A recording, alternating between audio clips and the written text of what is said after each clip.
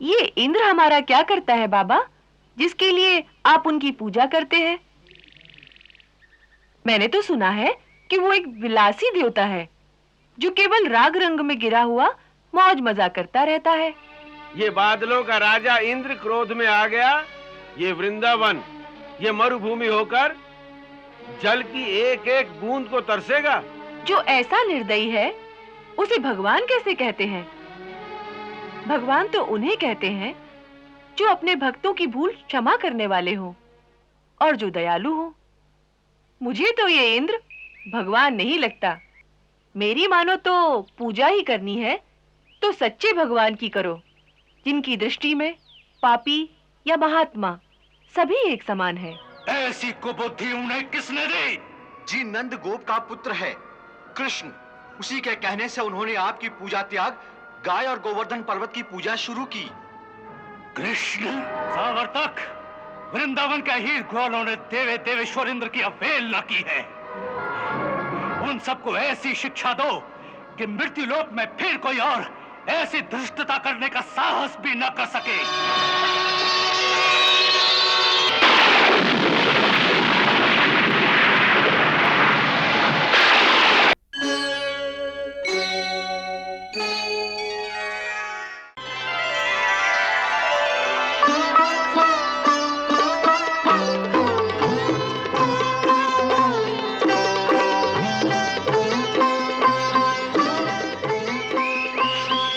बाबा, आज गोकुल में किस उत्सव की तैयारी है? सब गोप गोपियां नए नए वस्त्र पहने घूम रहे हैं और आप ये ध्वज दंड किसके लिए बना रहे हैं? क्या आप कोई पूजा अथवा यज्ञ करेंगे? हाँ कान्हा, आज हम लोग बहुत बड़ा इंद्र यज्ञ करेंगे। देवराज इंद्र की पूजा करने के लिए ये सारी तैयारियां हो रही हैं। लल्ला, महामुनि अभिलाष को प्रणाम करो। कल्याण। देखो तो हम कितने भाग्यशाली हैं। महामुनि आज के ही शुभ अवसर पर तीर्थ यात्रा पर जाते जाते हमारे गांव से गुजर रहे थे। हमने इन्हें आग्रह पूर्वक आज यहीं रोक लिया है और आज की ये इंद्र पूजा इन्हीं के हाथों संपन्न होगी। इंद्र की पूजा? हाँ। ये इंद्र हमारा क्या करता है बाबा, जिसके लिए आप उनकी पूजा करते हैं? मैंने तो सुना है कि वो एक विलासी देवता है जो केवल राग रंग में गिरा हुआ मौज मजा करता रहता है।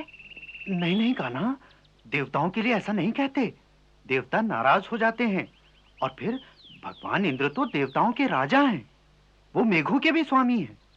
वो मेघ जो जल बरसाते हैं और जिस जल से अन्न की उत्पत्ति होती है और उसी अन्न से हम सब अपना जीवन निर्वाह करते हैं। इसीलिए वर्षा ऋतु के आगमन के पूर्व हम ये पूजा करके उन्हें प्रसन्न करते हैं। और यदि इस प्रकार उनकी पूजा ना की जाए तो अवश्य देवता क्रोधित हो जाएंगे। क्रोध में आकर क्या करेंगे? क्या करेंगे पूछते हो? ये बादलों का राजा इंद्र क्रोध में आ गया तो उसकी आज्ञा से ये सब सुंदर श्यामल बादल आकाश छोड़कर चले जाएंगे। ये वृंदावन, ये मरुभूमि होकर जल की एक एक बूंद को तरसेगा। धान तो छोड़ो, घास का एक तिनका भी नहीं उगेगा। जो ऐसा निर्दयी है उसे भगवान कैसे कहते हैं? बाबा, भगवान तो उन्हें कहते हैं जो अपने भक्तों की भूल क्षमा करने वाले हों और जो दयालु हों। मुझे तो ये इंद्र भगवान नहीं लगता। उसकी पूजा करो, उनके नाम का यज्ञ करो तो वर्षा करेंगे, ना करो तो बादलों को हटा लेंगे। यह तो किसी व्यापारी के लक्षण हैं, भगवान के नहीं। मेरी मानो तो पूजा ही करनी है तो सच्चे भगवान की करो, जिनकी दृष्टि में पापी या महात्मा सभी एक समान है। उनकी करुणा के बादल सब पर एक समान बरसते हैं। उन अविनाशी भगवान की आराधना करो।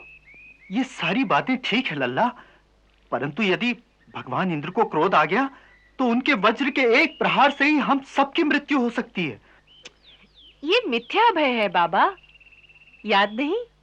गुरुदेव ने एक बार कहा था कि अपने अपने कर्मों के अनुसार ही हर प्राणी की मृत्यु का समय निश्चित होता है। इसलिए किसी इंद्रविंद्र में ऐसी शक्ति नहीं कि निश्चित समय से पहले वो किसी प्राणी को मार सके। बाबा, अपने कर्म के अनुसार ही जीव को सुख, भोग, जन्म मरण, स्वर्ग अथवा नरक की प्राप्ति होती है। कोई इंद्र, कोई देवता हमारे कर्म फल को बदल नहीं सकता, इसलिए उनसे डरना व्यर्थ है। आप मुनिराज से पूछ लीजिए। कहिए प्रभु, आप इस बारे में अपना मत दीजिए। हे नंद कुमार, हम तुम्हारे तर्क से सहमत हैं। हम तुम्हारी इस बात से भी सहमत हैं कि हर प्राणी को उस परम ब्रह्म परमेश्वर की शरण में जाना चाहिए। परंतु तुम एक बात भूल गए हो। उस परम ब्रह्म सच्चिदानंद परमेश्वर के अतिरिक्त भी हर प्राणी, हर कुल और हर समाज का एक अपना इष्ट देवता होता है। सांसारिक उन्नति और भौतिक कार्यों की सिद्धि के लिए अपने अपने इष्ट देवता की पूजा करने की अनुमति शास्त्र भी देता है।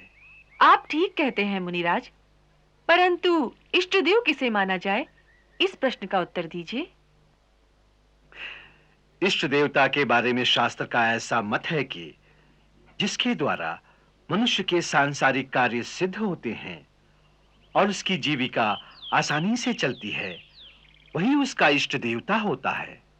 तो बस हम ग्वालों की आजीविका चलाने वाली तो केवल गाय है, इसलिए हमारी इष्ट देवी तो केवल गौ माता ही होनी चाहिए। बाबा, जैसे ब्राह्मण की जीविका वेद पाठ से चलती है, इसलिए वेद ही उसके इष्ट हैं।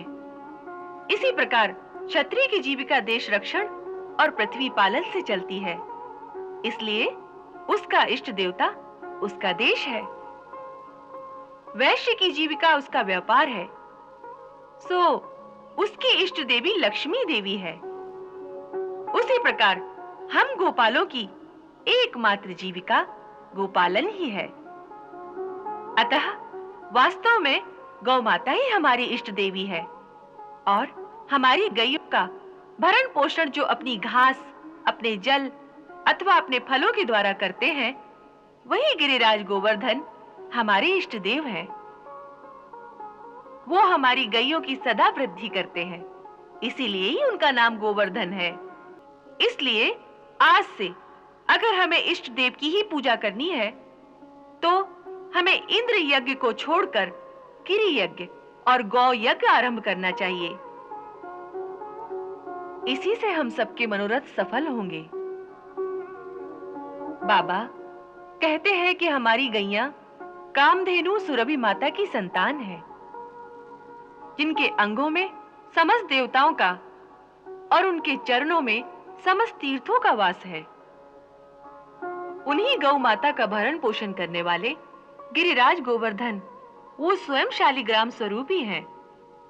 उन्हीं की पूजा करो, इसी से सबका कल्याण होगा।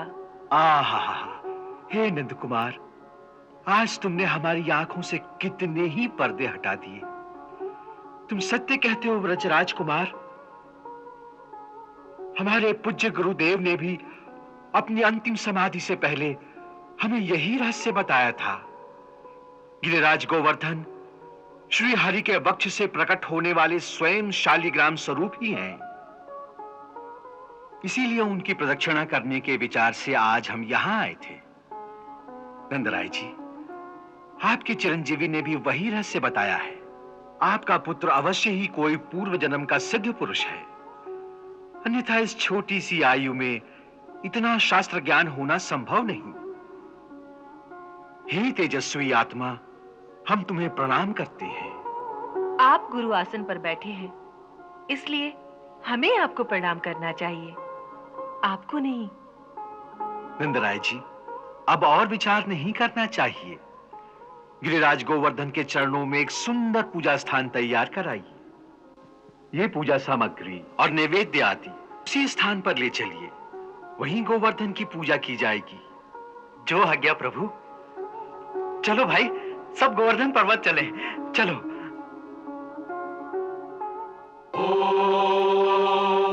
अग्नये स्वाहा सोमाय स्वाहा व्रजस्थिते वै व्रजनिधे सूर्याय व्रजतीर्थं नक्षत्रे व्रजपूजितं धर्माय गोभरणं अद्भुतं गोवाश्रयं विष्णवे गोवर्धनं वै नमाम्यहम्। अनुमत्यै स्वाहा। इस बार जब हम मंत्र पढ़ें तो आप सब लोग गोवर्धन देवता के लिए सारा नैवेद्य इस अग्निकुंड में डालिएगा।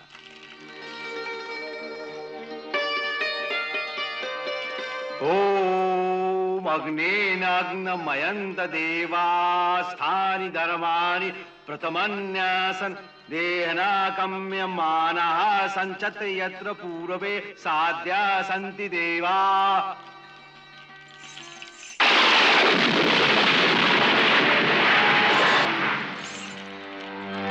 हे वृंदावन निवासियों, हम गोवर्धन पर्वत बोल रहे हैं। डरो नहीं, हम स्वयं गिरिराज गोवर्धन प्रसन्न होकर तुम लोगों को साक्षात दर्शन दे रहे हैं।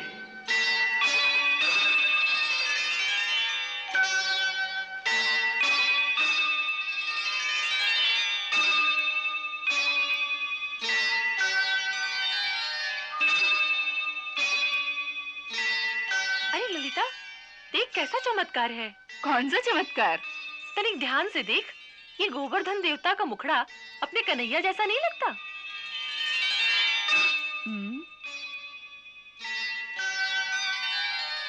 लगता तो है, लेकिन इसकी तो 4 भुजाएं हैं। यही तो चमत्कार है। तू तो बावली हो गई है। वो देख, हमारा कन्हैया तो हमारे साथ बैठा है। माता यशोदा, माता रोहिणी, हे गोपागनाओं, जब हम साक्षात स्वयं ही यहां तक आ गए हैं, तो अब ये नैवेद्य अग्निकुंड द्वारा समर्पित करने की क्या आवश्यकता है? हम अपने हाथों से ही भोग लगा लेते हैं।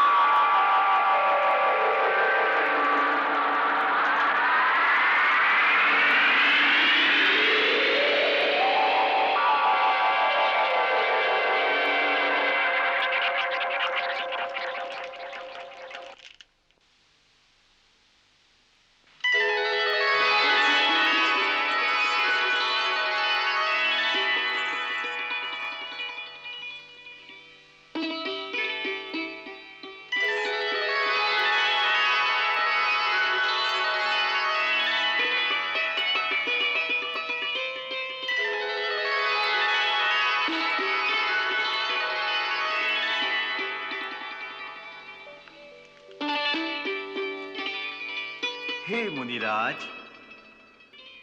गिरिराज गोवर्धन की सर्वप्रथम पूजा करने का श्रेय आपके भाग्य में था। इसके फलस्वरूप आपको श्री हरि चरणों में मुक्ति प्राप्त होगी। हे ब्रिजवासियों, आज तुम्हारा ये जन्म सफल हो गया। चारों ओर जहां तक हमारा पर्वत दिखाई देगा, वहां तक की भूमि सदा के लिए हरी भरी और सुफला रहेगी।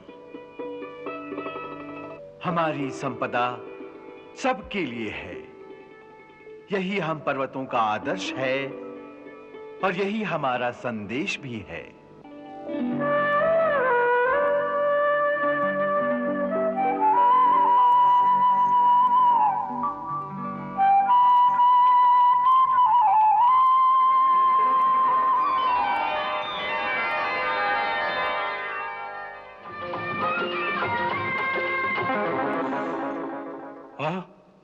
देवराज इंद्र की जय हो।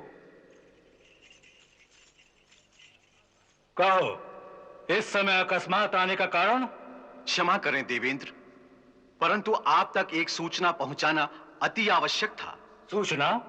कैसी सूचना? प्रभु, इस वर्ष से धरती पर आपकी पूजा बंद कर दी गई है। नहीं!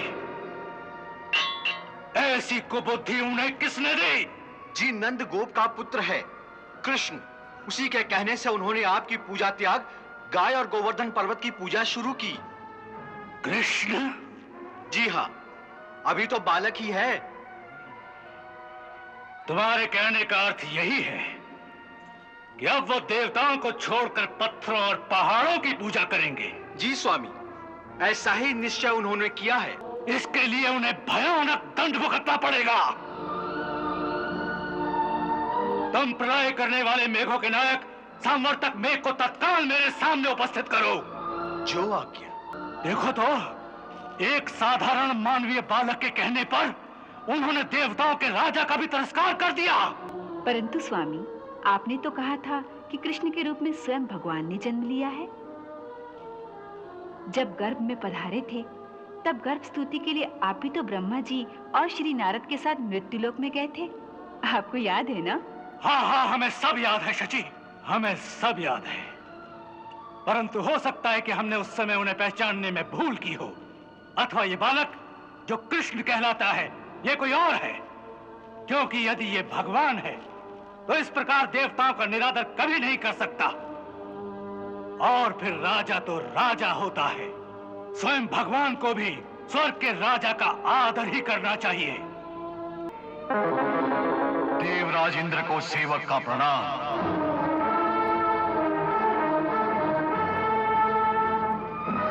सावर्तक, वृंदावन के हीर ग्वालों ने देवे देवेश्वर इंद्र की अवहेलना की है।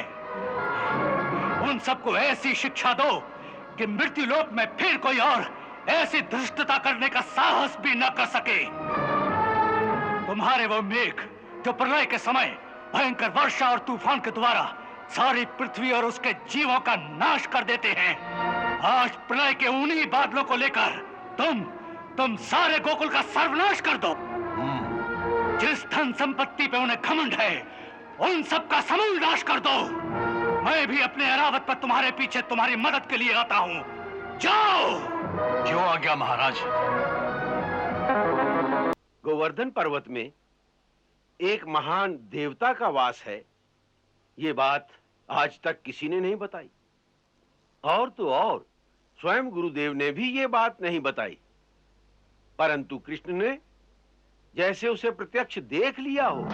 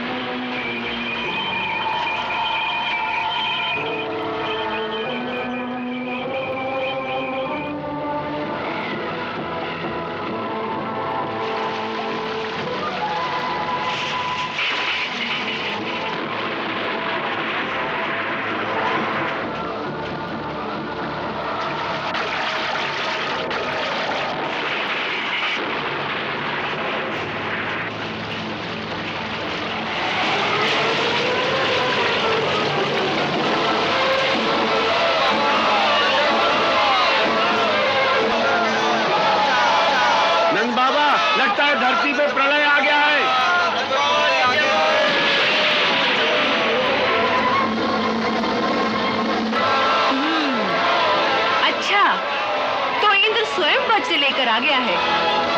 अब तो गोकुल वासियों की रक्षा करनी पड़ेगी। तुम ये सब रहने दो कन्हैया, मैं अभी जाकर इंद्र का ही नाश कर देता हूँ। नहीं दाऊ भैया, उसका नाश नहीं करना, उसके अहंकार का नाश करना है। आओ मेरे साथ।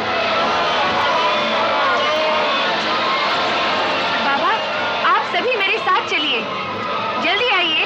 चलो, आओ, आओ, आओ।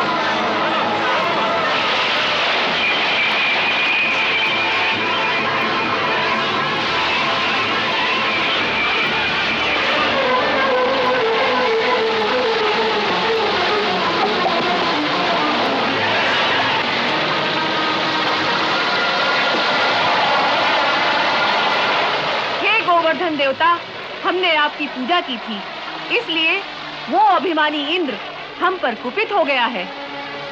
वो हमारे सारे नगरों के साथ सारे गोकुल वासियों को भी एक साथ डुबो देना चाहता है। अब इस समय हम आपको छत्र बनाकर सारे गोकुल वासियों को आपके नीचे सुरक्षित करना चाहते हैं। आप हमें अपना सहयोग दें।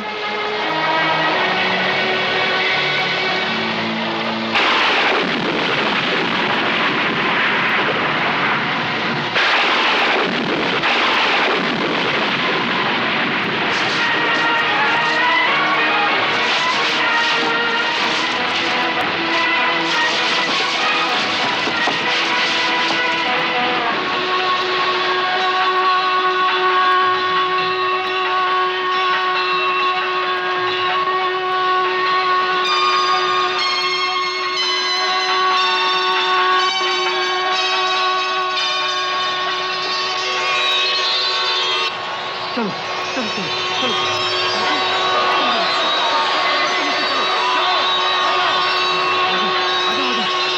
चलो अंदर चलो, आ जाओ। आओ बाबा, अपनी बैलगाड़ी अंदर ले आओ। अरे आ जाओ आ जाओ आ जाओ। चलो, ये बच्चे लोगों को संभालो, इधर किनारे से। हाँ, तुम लोग इस तरफ आ जाओ। चलो चलो चलो, जल्दी अंदर आओ। चलो चलो चलो, काका इनको देखो।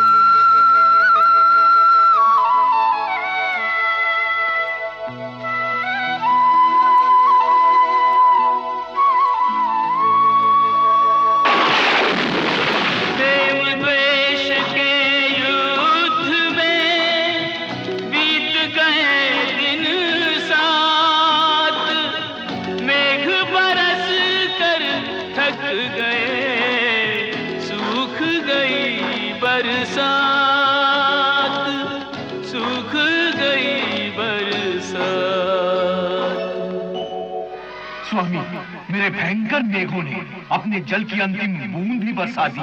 अब किसी के पास एक बूंद जल भी नहीं रहा। परंतु हम इस छोटे से पर्वत का एक पत्थर भी नहीं हिला सके। सो तो हम देख ही रहे हैं सावर्तक, तुम जैसे वीरों के कारण आज देवराज इंद्र को भी पराजय का मुंह देखना पड़ रहा है। परंतु इंद्र धरती के इन क्षुद्र प्राणियों द्वारा कभी पराजित नहीं हो सकता। अब मैं अपने अमोघ वज्र को गुरु के द्वारा दिए हुए मारण मंत्र से अभिमंत्रित करके उसका ऐसा प्रयोग करता हूं जिसके एक ही प्रहार से इस पर्वत समेत सारे गोकुलवासी क्षण भर में भस्म हो जाएंगे। ओम ह्रीं क्लीं चावंडाय नमः।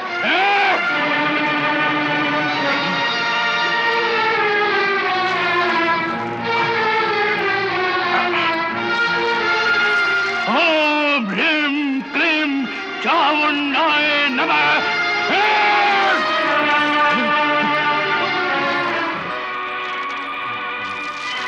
स्वामी, स्वामी होश में आइए।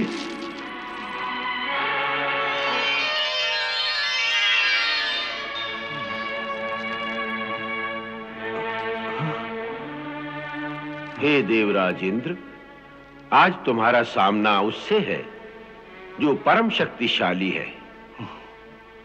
उसके सामने तुम्हारा वज्र भी कुछ नहीं करेगा। हे गुरुदेव, ऐसी परिस्थिति में अब हमें क्या करना चाहिए?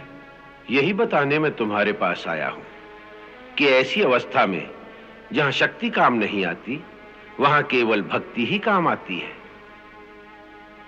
सो इस समय तुम भगवान श्री हरि से युद्ध करने की बजाय उनकी शरण में जाओ। वही तुम्हारी हार को जीत बना सकते हैं। हे गुरुदेव, मैंने भूल के कारण जो बहुत बड़ा अपराध किया है, क्या इसके बाद भी वो मुझ पर प्रसन्न होंगे? अवश्य। आज मैं तुम्हें भगवान को प्रसन्न करने वाला एक गोपनीय स्तोत्र प्रदान करता हूं, जो मुझे महर्षि अंगिरा ने सिखाया था। जब भी तुम अपनी शक्ति से निराश होगे और तुम्हें अपना अंत दिखाई देने लगे, ऐसे संकट के समय अपना अहंकार छोड़कर प्रभु के श्री चरणों में अपने आप को समर्पित करके इस मंत्र से प्रभु की स्तुति करोगे तो प्रभु प्रसन्न होकर तत्काल तुम्हारा संकट हर लेंगे। अब मेरे साथ उस गुप्त मंत्र का पाठ करो। अक्षरम परमं ब्रह्मा ज्योतिरूपम सनातनम। अक्षरम परमं ब्रह्मा ज्योति रूपम सनातनम। अक्षरम परमं ब्रह्मा ज्योति रूपम सनातनम। अक्षरम परमं ब्रह्मा ज्योति रूपम सनातनम। बाबा, अब संकट टल गया है। देखो, सारे बादल छट गए हैं। कैसी सुंदर धूप निकल आई है। अब आप सब लोगों को लेकर इस गुफा से बाहर निकल जाइए। अब सब लोग निश्चिंत होकर अपने अपने घर जा सकते हैं। चिंता की कोई बात नहीं। हाँ, ये ठीक है। अब हम सब लोग वापस अपने गोकुल जाएंगे। किशन कन्हैया की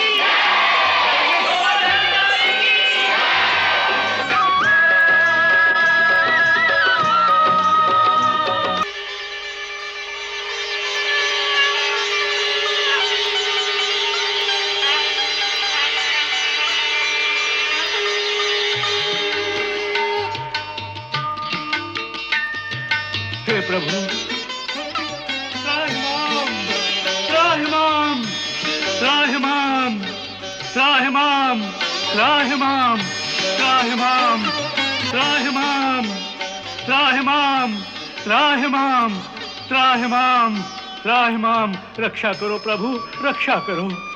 हे प्रभु, हे दीनदयाल, मुझे क्षमा कीजिए। मुझसे बहुत बड़ी भूल हो गई है प्रभु। मैंने आप अविनाशी ब्रह्म को एक साधारण मानवीय बालक समझकर ऐसी धृष्टता की। मेरी ये भूल क्षमा की योग्य तो नहीं है प्रभु, परंतु शास्त्र आपको अकारण दयालु बताते हैं। इसलिए हे दया के सागर, मुझे किंचन को अपना दास समझकर क्षमा कीजिए। हे महेंद्र, तुमने हमें नहीं पहचाना, इसके लिए हम तुम्हें दोषी नहीं मानते, क्योंकि ये तो हमारी माया का ही खेल है। वैसे तो हर छोटे बड़े प्राणी के अंतर में हम स्वयं ही विराजमान हैं। फिर भी हमारी योग माया सबकी बुद्धि पर ऐसा पर्दा डाल देती है कि वो अपने अंतर में बैठे हुए मुझको ना देखकर इस संसार के बाहरी दृश्यों में ही भटकते रहते हैं। इसलिए तुम्हारी उस भूल को हम दोष नहीं मानते। हाँ, तुम्हारे दूसरे अपराध के लिए हम तुम्हें अवश्य दोषी मानते हैं। वो क्या प्रभु? देखो, राजा होने के नाते प्रजा की भलाई के लिए जो तुम्हें स्वयं करना चाहिए, जो तुम्हारा धर्म है, राजा का कर्तव्य है, उस कर्तव्य को पूरा करने के लिए तुम लोगों से अपनी पूजा करने को कह रहे हो। इसका अर्थ है कि तुम अपने धर्म का पालन करने के लिए इस धरती के प्राणियों से पूजा की रिश्वत मांगने लगे हो। तुम्हें इंद्र पद पर इसलिए स्थापित किया गया है कि तुम समस्त प्रजा का कल्याण करो। इंद्र लोकपाल होता है। उसका कर्तव्य है कि वो ठीक समय पर वर्षा करके इस धरती को उपजाऊ बनाए, जिसमें अन्न, घास और वृक्षों की वृद्धि हो। परंतु तुमने उसे अपना कर्तव्य न समझकर उसे अपना अधिकार समझ लिया है, ताकि तुम जहां चाहो वहां वर्षा होगी, जहां ना चाहोगे वहां सूखा अकाल पड़ेगा। अपने अहंकार में तुम ये भूल गए कि हमारी ये आज्ञा है, ब्रह्मा जितने भी प्राणियों को जन्म दे, पृथ्वी पर उतने प्राणियों के खाने पीने और जीवन निर्वाह का प्रबंध उससे पहले कर दिया जाए। ये उन प्राणियों का अधिकार है, परंतु तुम जैसे स्वार्थी लोग प्रकृति के उस विधान में हस्तक्षेप करके वो संपदा जो धरती से समस्त प्राणियों के लिए पैदा होती है, उस पर अपना अधिकार समझकर प्रजा से उनकी कीमत मांगने लगते हो। ये ऐसा अपराध है जिसके लिए तुम क्षमा के योग्य नहीं हो। हे पतित पावन परमेश्वर, आपका कथन सर्वतः सत्य है। मैं शक्ति और पद के नशे में अपना कर्तव्य, अपना धर्म ही भूल गया था। परंतु जिस प्रकार एक पिता अपने पुत्र की योग्यता और अयोग्यता को न देखकर उसकी हर भूल को क्षमा कर देता है, उसी तरह हे प्रभु, आप अपने स्नेह से मुझे क्षमा कीजिए, क्योंकि आप ही मेरे गुरु, माता, पिता, भाई सब हैं। हे दीनदयाल, हे शरणागत वत्सल, इस पर दया कीजिए। इसे एक अज्ञानी बालक समझकर क्षमा कर दीजिए। सुरभि माता। हे कामधेनु माता, आपको प्रणाम है। दासी को माता कहते हो, ये आपकी भक्त वत्सलता है।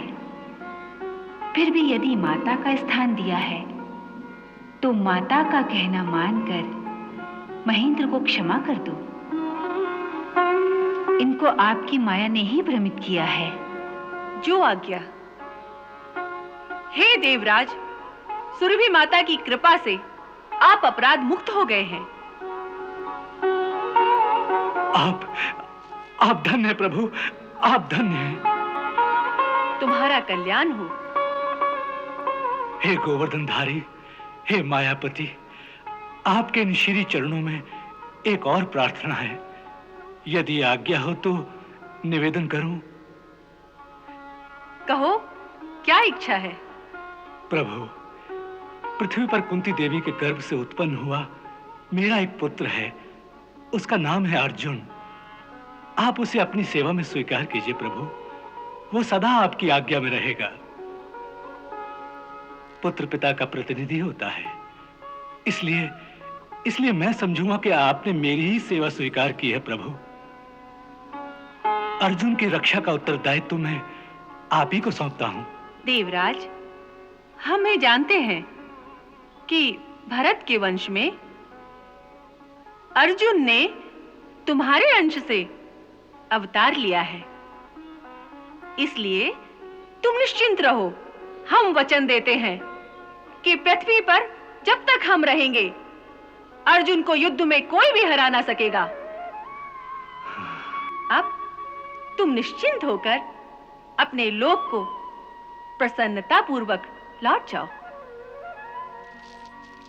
आपकी जय हो प्रभु। तनिक ठहरिए सुरपति। हे सच्चिदानंद स्वरूप श्री कृष्ण, आज आपने इंद्रकोप से हम गैयों की रक्षा की, इसीलिए आपको रक्षक के रूप में पाकर आज हम सब गैयें सनाथ हो गईं। हे मधुसूदन, इंद्र भले ही त्रिलोकी के इंद्र हुआ करें, परंतु आज से हम गौओं के इंद्र तो आप ही हैं। इसीलिए ब्रह्मा जी ने आदेश दिया है कि हम आपका गौओं के इंद्र पद पर अभिषेक करें। उन्होंने ये भी कहा है कि इस अभिषेक के समय आपका राज तिलक स्वयं इंद्र के ही हाथों से किया जाए तो उचित होगा। हे माता, मैं इसे अपना सौभाग्य समझूंगा। हे रावत, अपनी सूंड से आकाश गंगा का जल लेकर आओ, जिससे प्रभु का अभिषेक किया जाएगा।